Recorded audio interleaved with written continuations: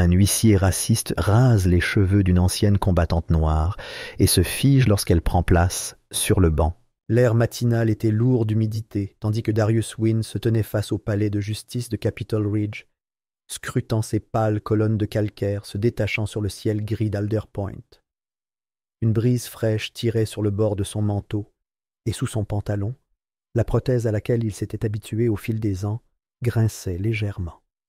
Il ajusta la bandoulière de son sac en cuir usé et expira lentement. Les salles d'audience ne le dérangeaient pas, ni après Falloujah, ni après Kandahar. Mais quelque chose dans cet endroit, cette audience, lui serrait la poitrine. Il avait reçu la convocation 2 semaines auparavant, une audience civile pour loyer impayé. La lettre était imprimée en caractères gras noirs, avec le nom du propriétaire estampillé au bas, Martin Feldon. Darius connaissait Feldon. Tout le monde dans cet immeuble délabré le connaissait. L'homme n'avait pas réparé le chauffage depuis plus d'1 an, avait laissé intactes les rampes d'escalier cassées, et maintenant, la rumeur se répandait que Feldon avait signé un accord discret avec une société de promotion immobilière qui cherchait à vider la propriété et à y construire des appartements de luxe. Darius n'était pas le seul locataire à recevoir des menaces soudaines d'expulsion, mais il était peut-être le seul à s'y opposer. Il franchit les larges marches de pierre, sa canne tapant rythmiquement à côté de lui. La prothèse l'aidait à marcher, mais les escaliers étaient toujours une nuisance. Alors qu'il atteignait les portes, 2 agents de sécurité en uniforme lui firent signe d'avancer. Il déposa son sac dans la poubelle, retira sa veste et passa au détecteur de métaux. Un bip retentit. Normal. Il avait du métal dans la jambe. Il se retourna pour expliquer, mais le policier plus âgé avait déjà la main levée. « Venez là, s'il vous plaît, » dit l'agent d'un ton neutre. Darius hocha la tête, imperturbable. « Ma jambe !»« Chambre à côté !» l'interrompit l'agent en désignant du pouce une porte grise cachée près du poste de contrôle. « Protocole standard. » Darius le regarda. Le nom brodé sur sa poitrine indiquait S. Drexler. L'homme avait ce look. Coupe militaire rasée, ceinture trop serrée et un visage qui semblait obstiné à ne pas s'exprimer. Son ton n'était ni grossier, ni respectueux, juste froid. Darius hésita, mais s'arrêta là où on le lui indiquait. Le jeune officier debout à proximité, mince, pâle, la vingtaine, observait en silence son regard passant de Drexler à Darius, puis vice-versa. Dans la pièce latérale, l'éclairage fluorescent bourdonnait au-dessus d'eux. Les murs étaient ternes et vides. Darius attendit patiemment que Drexler s'approche, un scanner portatif à la main. « Lève les bras », ordonna Drexler. Darius s'exécuta.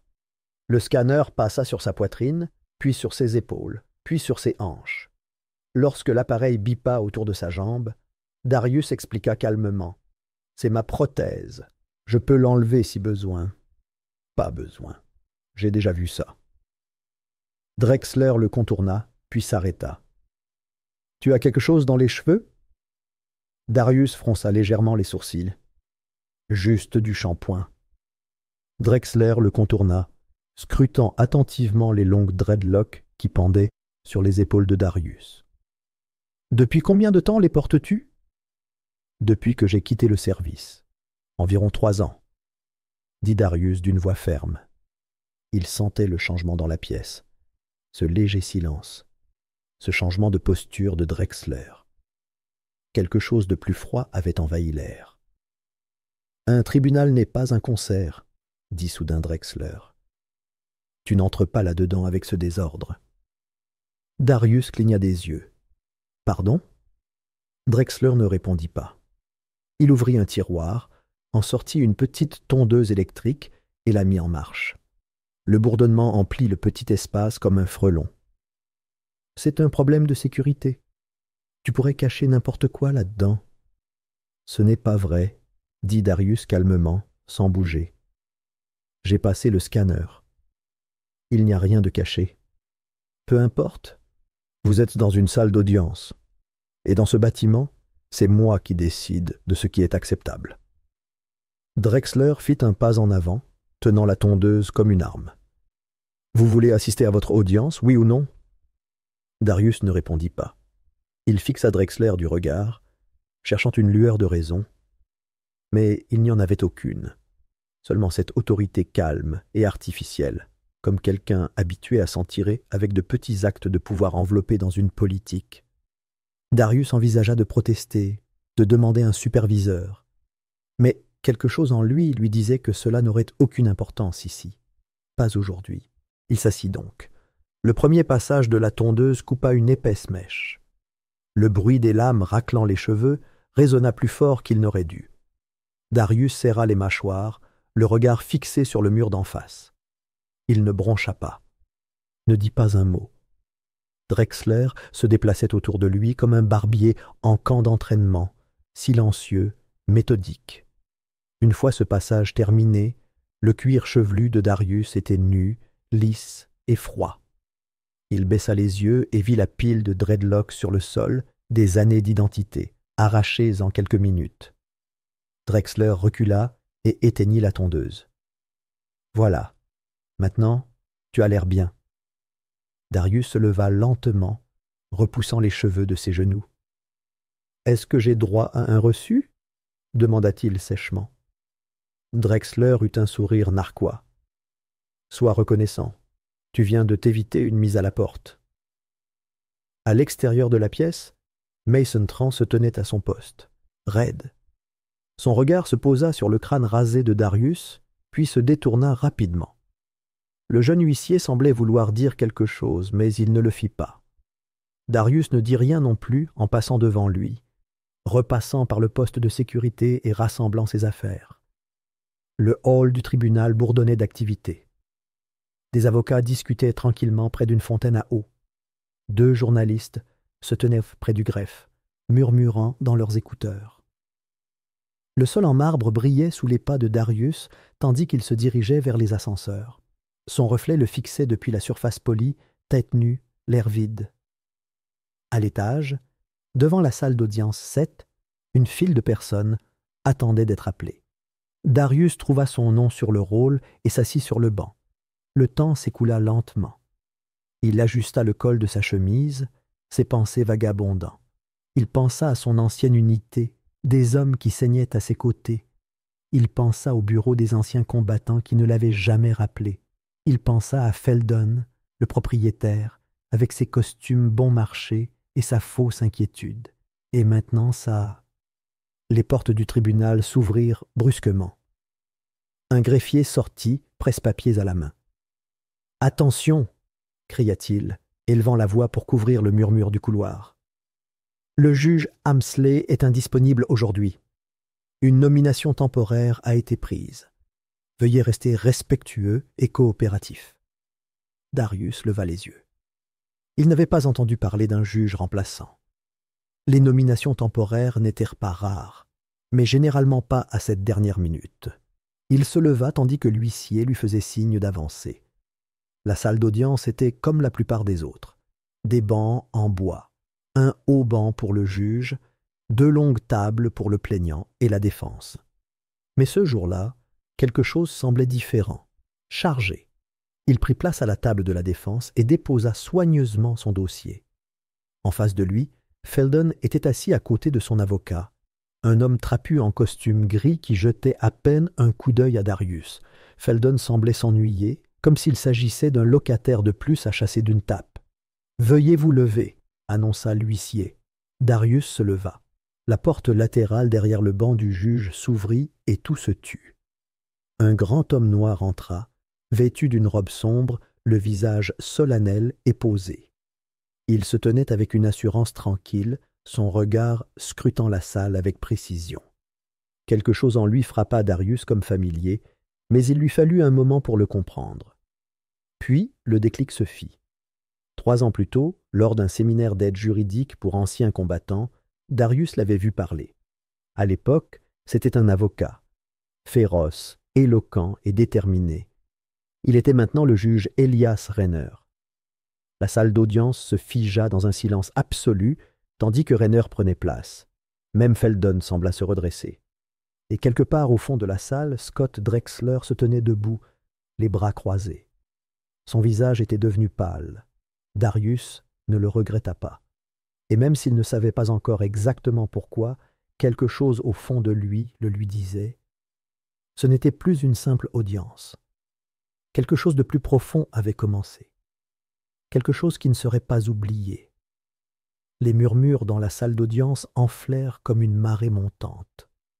Des murmures passèrent entre les bancs, des sourcils se haussèrent, et des nuques se tendirent vers les portes à double battant derrière le banc du juge. La voix de l'huissier venait de retentir. « Levez-vous » Mais maintenant, même lui restait silencieux, incertain. Quelque chose clochait. Les audiences au tribunal avaient rarement un tel poids. Les portes s'ouvrirent. Un homme grand, vêtu d'une robe de juge noire, la peau couleur acajou foncé, les épaules carrées, entra, avec une autorité qui ne demandait pas l'attention, mais la commandait. Son regard balaya la salle tandis qu'il s'approchait du tribunal, sans précipitation, sans suffisance, juste, délibéré, indifférent au regard. Juge Elias Renner. Darius Wynne cligna des yeux, essayant de retrouver le nom. Puis le déclic se fit, des années auparavant, après sa libération, lors d'une manifestation juridique destinée aux anciens combattants. Renner avait été l'un des intervenants, vif et inflexible dans sa passion pour la justice. Darius ne l'avait pas revu depuis. Il ignorait même que Renner avait été nommé juge. Et pourtant, il était là, président d'une affaire civile de logement dans une salle d'audience oubliée d'Alder Point. De l'autre côté de la salle, le sang-froid de Scott Drexler se brisa pour la première fois de la matinée. Ses doigts, posés tranquillement sur sa ceinture, tressaillirent. Sa mâchoire se crispa. Son visage perdit ses couleurs comme de l'encre se déversant dans l'eau. Il se souvenait de ce visage. 10 ans plus tôt, Elias Renner était avocat commis d'office, jeune, idéaliste et d'une obstination irritante. Drexler travaillait dans la sécurité d'un centre de détention du comté. Une nuit, un incident impliquait un détenu, un jeune homme noir dont le bras avait été luxé pour non-conformité. Drexler avait rédigé le rapport, froid et calculé. Il s'agissait en grande partie de mensonges. Renner avait déposé une plainte officielle, dénonçant un usage excessif de la force et une faute de procédure. Le département l'avait enterré. La commission d'examen l'avait rejeté sans commentaire. Drexler se souvenait à peine du nom du jeune homme, mais il se souvenait de l'expression dans les yeux de Renner à sa sortie de l'audience. Défiant, concentré. Drexler avait alors ri. « Il va s'épuiser », avait-il dit à un collègue. C'est toujours le cas. À présent, ce même homme était assis 3 mètres plus haut que lui, marteau à la main. Darius était figé à la table de la défense, les mains jointes sur son dossier. Son crâne était encore à vif après le rasage forcé. Il sentait le regard de Drexler lui brûler la nuque, et il essayait de chasser de son esprit le souvenir du bourdonnement de la tondeuse. Ce qui comptait maintenant, c'était l'audience. Ce qui comptait, c'était de tenir bon. Le juge Renner s'éclaircit la gorge et prit la parole. Ce tribunal est maintenant en audience pour l'affaire Feldon Properties contre M. Darius Wynne. Maître Feldon, votre avocat peut poursuivre. L'avocat de Feldon, un homme chauve en costume gris avec un sourire narquois, se leva. Votre honneur, la question est simple. M. Wynne n'a pas payé son loyer pendant 3 mois consécutifs. Mon client a été plus que généreux en offrant sa clémence. Cependant, il s'agit d'une affaire juridique. Le non-paiement justifie l'expulsion. Renner inclina légèrement la tête. « C'est vrai ?» demanda-t-il d'un ton neutre. « Et les problèmes de chauffage? La rampe cassée signalée 3 fois. Est-ce que cela est mentionné dans la réclamation de votre client ?» L'avocat marqua une pause. « Votre honneur, ce sont des problèmes d'entretien sans rapport. Il s'agit de... » C'est lié si le locataire prétend que les lieux sont inhabitables, dit Renner d'un ton froid en feuilletant un document. Avez-vous des registres de réparation? Une preuve de délai d'intervention? L'avocat hésita.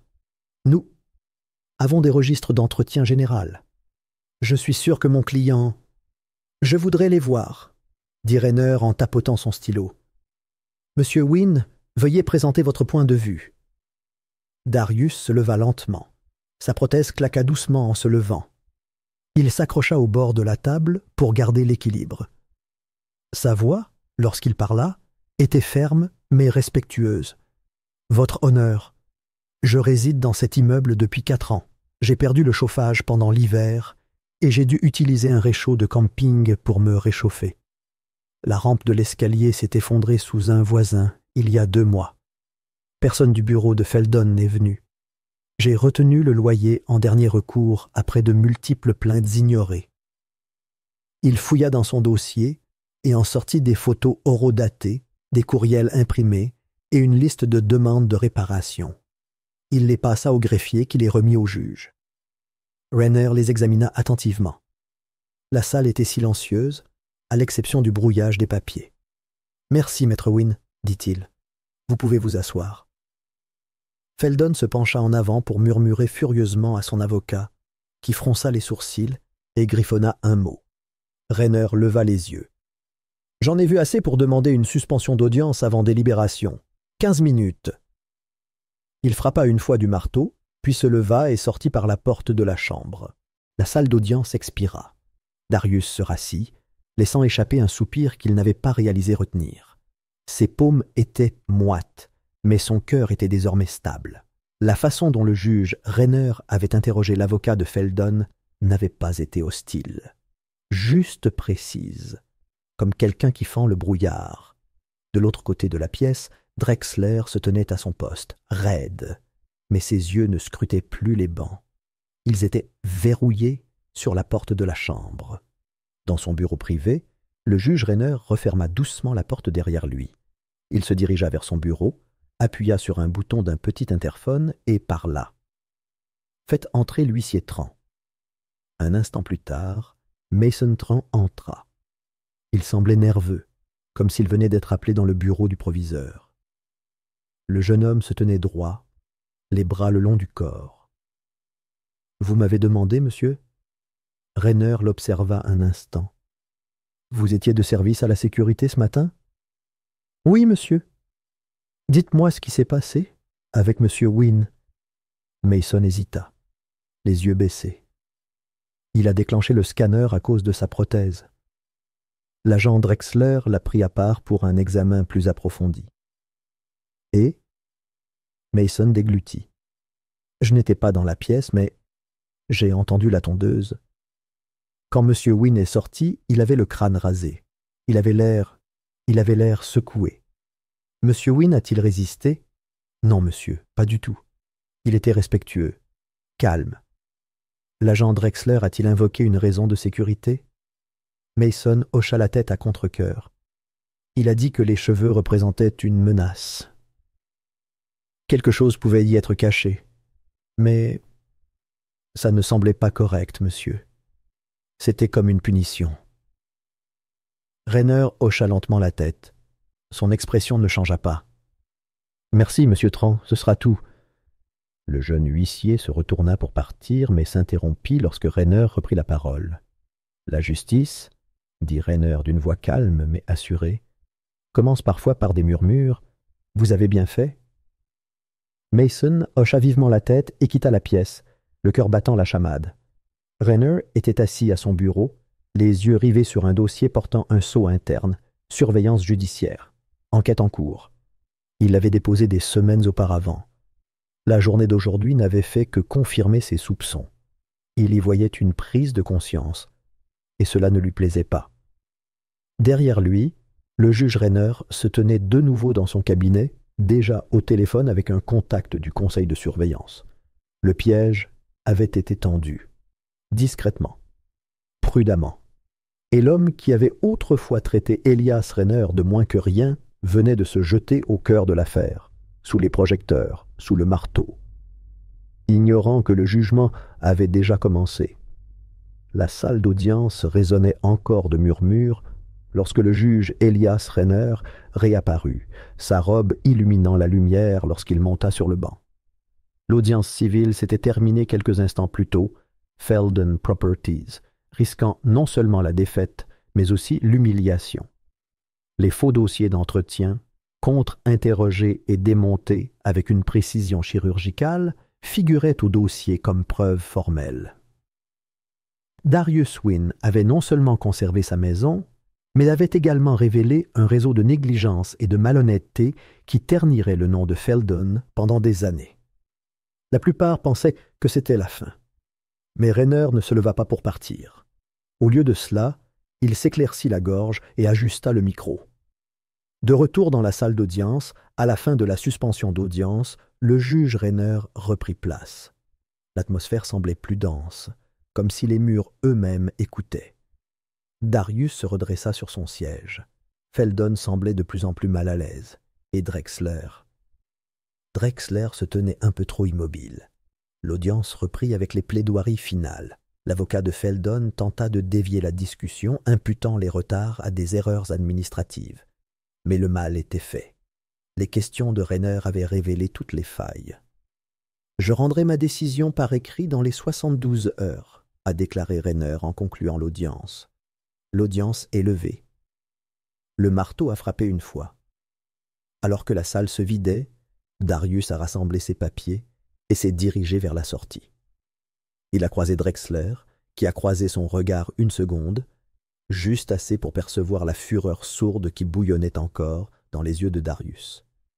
Mais cette fois, Drexler a également vu autre chose. « Le tribunal restera en audience », dit-il d'une voix ferme mais calme. « Nous allons maintenant procéder à un examen urgent des procédures de sécurité du palais de justice, à la lumière des allégations inquiétantes portées à ma connaissance plus tôt dans la journée. » Tout le monde se tourna. Le cœur de Darius fit un bond. Drexler, toujours posté près de l'allée latérale en uniforme, tressaillit.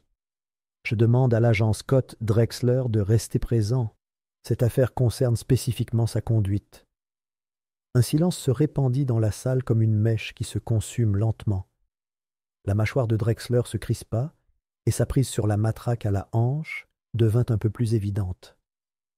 Le sourire confiant qu'il avait arboré toute la matinée avait disparu, remplacé par quelque chose de plus sombre. L'incertitude. Darius pouvait voir la sueur perler sur sa tempe. Rainer fit signe au greffier qui baissa les lumières de la salle d'audience et avança un moniteur. « Nous allons commencer par visionner les images du système de sécurité interne du palais de justice. Caméra 6, couloirette, près de la salle de projection B, » annonça Rainer. La vidéo commença. Un flux granuleux et horodaté apparut. Il montrait le hall d'entrée depuis un angle élevé. Darius franchit le détecteur de métaux, marquant une courte pause au bip sonore. Il resta patiemment immobile. Drexler lui fit signe de s'écarter. Un autre angle apparut. L'intérieur de la chambre B. Un espace exigu sans fenêtre. La vidéo montrait Drexler refermant la porte derrière eux. On n'entendait aucun mot, mais les gestes n'avaient pas besoin d'être traduits. Drexler désigna la tête de Darius.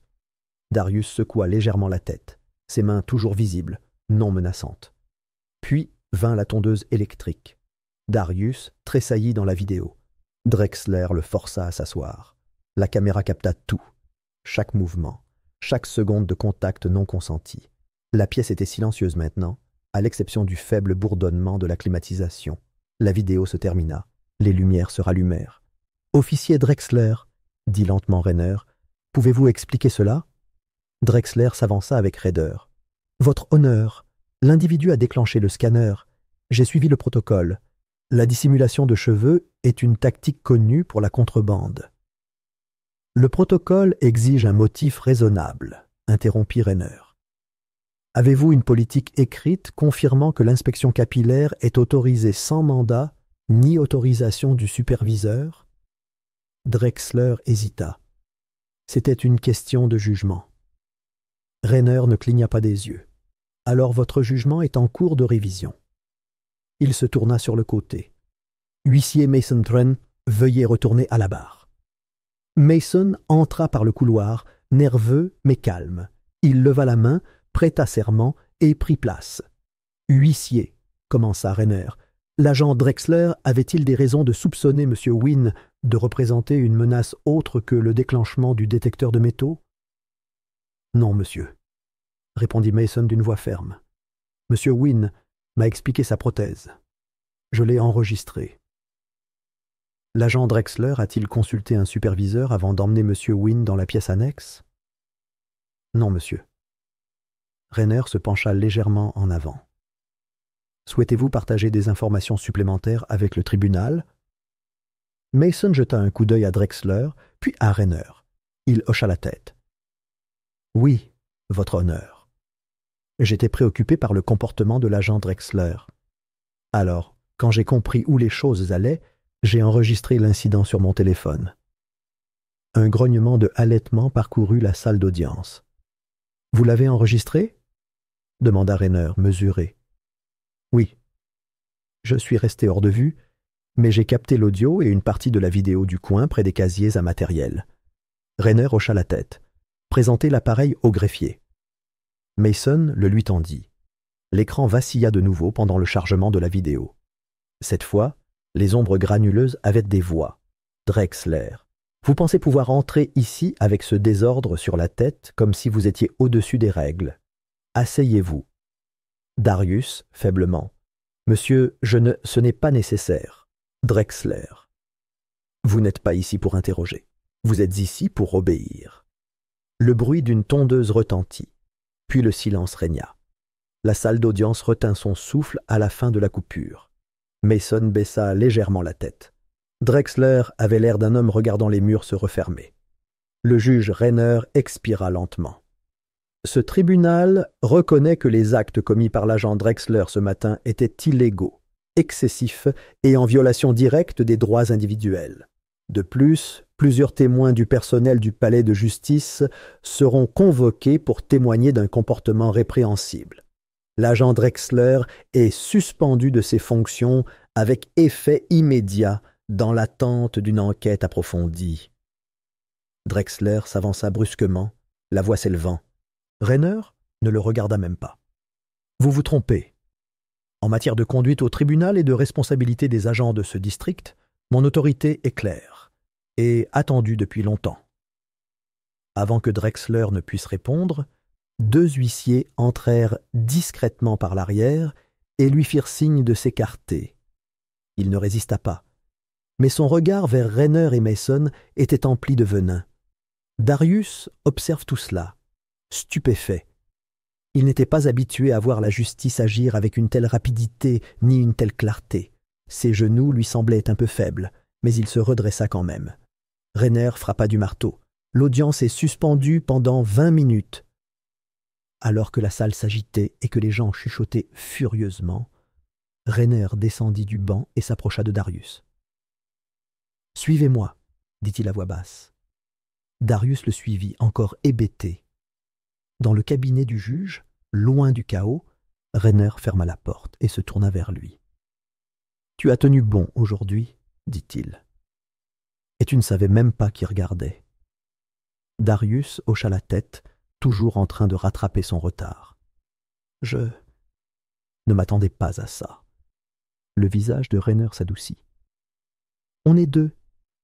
Mais ce n'est pas tout. » Il se dirigea vers un bureau et prit un dossier scellé. « Je travaille avec la commission des anciens combattants de la ville pour créer un nouveau conseil de défense des droits. Des gens qui ont du vécu, des gens qui ne se contentent pas de remplir des sièges, ils racontent des histoires. Ta candidature est prise en considération. » Darius se figea. « Moi ? Je me suis juste battu pour rester chez moi. » « Exactement, » dit Rainer. « Certaines batailles se livrent à coups de poing.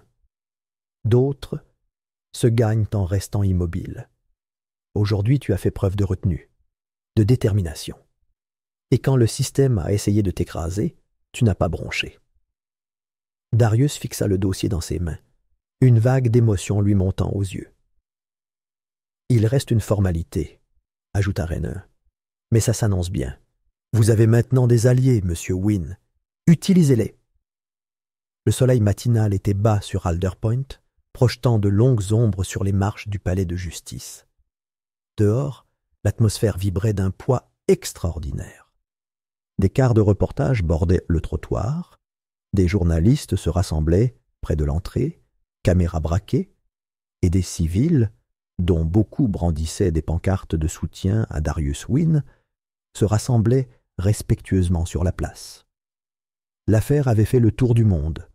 Un vétéran improbable avait non seulement défendu sa dignité, mais avait aussi déclenché une prise de conscience publique.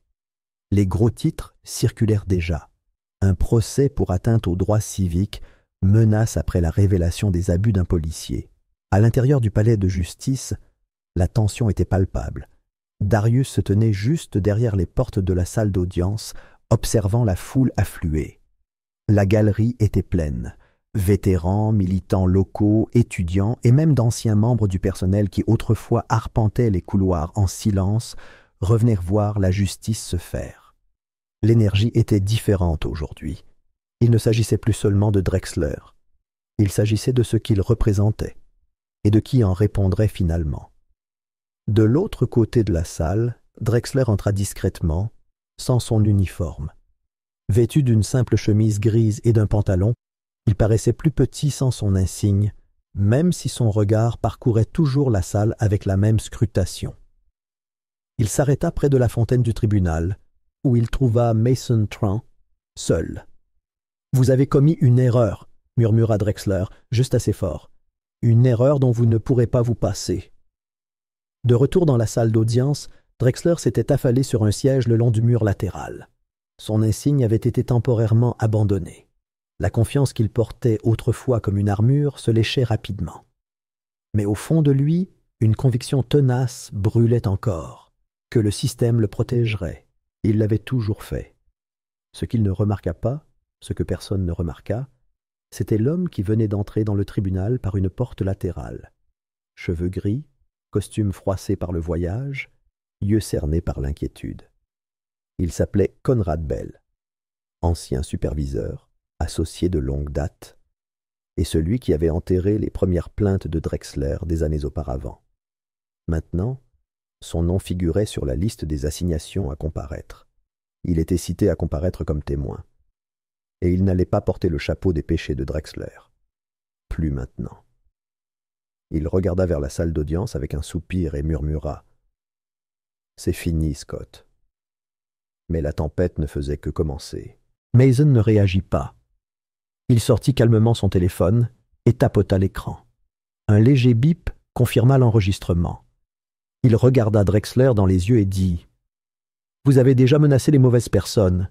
Je m'assure juste que tout est clair. » Drexler recula, surpris. Sa bouche se crispa, mais il ne dit rien d'autre. Mason sauvegarda l'enregistrement, rangea son téléphone et rentra à l'intérieur.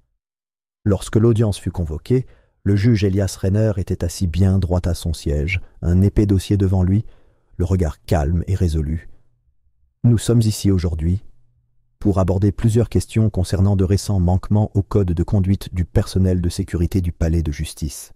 Mais cette audience ne porte plus sur un incident isolé, elle porte sur la culture qui a permis à de tels comportements de se perpétuer sans contrôle. » Il marqua une pause, puis jeta un coup d'œil à Mason, qui s'approcha et lui tendit l'enregistrement. Ce matin, malgré sa suspension, M. Scott Drexler a tenté d'intimider un témoin devant ce palais de justice. Nous avons cela enregistré. Des murmures s'échappèrent de la salle. Rainer poursuivit.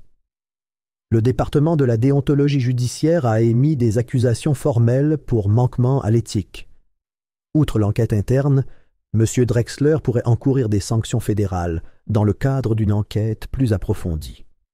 Drexler, assis à côté de son avocat, regardait droit devant lui. Ses épaules étaient tendues, mais quelque chose dans son expression avait changé. Moins d'arrogance, plus de calcul. Il ne s'attendait pas à une telle rapidité. Puis les portes du tribunal s'ouvrirent. Un silence s'abattit sur la salle lorsqu'un homme d'un certain âge entra en boitant. Sa démarche était lente, aidé par une canne, et des cicatrices de brûlure s'enroulaient autour de son cou comme des flammes éteintes. Son regard, en revanche, était perçant. « Le caporal Léo Granger, » annonça Rainer, a demandé la parole. Granger monta à la barre. Chaque geste posé, il prêta serment. la voix rauque due à l'âge et à quelque chose de plus profond. Une douleur profonde. « J'ai servi avec distinction pendant 12 ans, commença Granger, et j'ai survécu à ce que beaucoup n'ont pas survécu. Mais ce dont je n'aurais pas pu survivre sans cicatrice, c'est d'avoir été battu lors d'une manifestation pacifique il y a 5 ans. » Il tourna son regard vers Drexler. C'était lui. L'agent Scott Drexler. Il m'a fait tomber et a continué à me frapper, même quand je lui ai dit que j'étais un vétéran. « Avez-vous des preuves ?» demanda Rainer. Granger fouilla dans la poche de son manteau. C'était censé être dans le système de plainte il y a 5 ans. Je l'ai déposé. J'ai même reçu un numéro de réponse, mais les documents ont disparu. Il tendit une copie froissée d'un rapport d'incident horodaté, signé, daté et classé sous une étiquette système aujourd'hui obsolète. Encore un silence.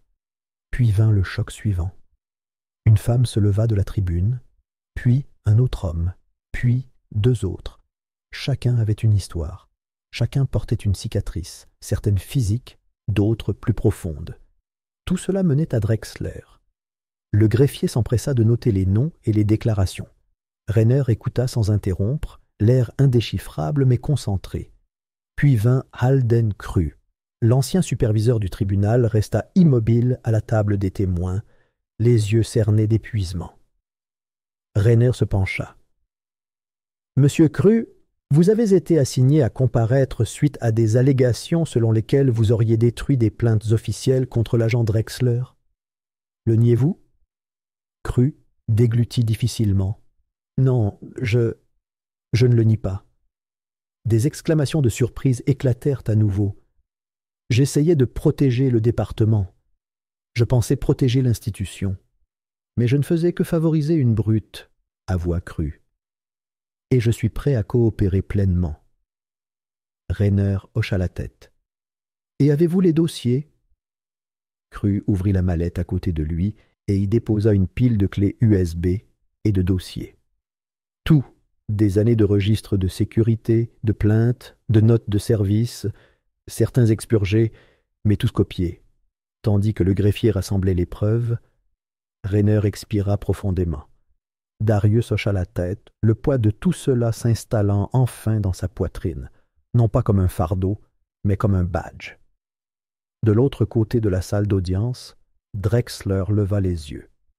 L'espace d'un instant, leurs regards se croisèrent. L'homme que Drexler avait autrefois moqué, autrefois rasé par humiliation, se tenait maintenant, reconnu, respecté, debout. Drexler ouvrit la bouche comme pour parler, mais rien ne sortit. Le feu qu'il avait autrefois s'était éteint. La salle d'audience n'était plus son domaine. Elle appartenait à la vérité. Lorsque Rainer s'ajourna, les gens commencèrent à se lever, certains impressionnés, d'autres en larmes. Mais tous ressentaient quelque chose de plus profond,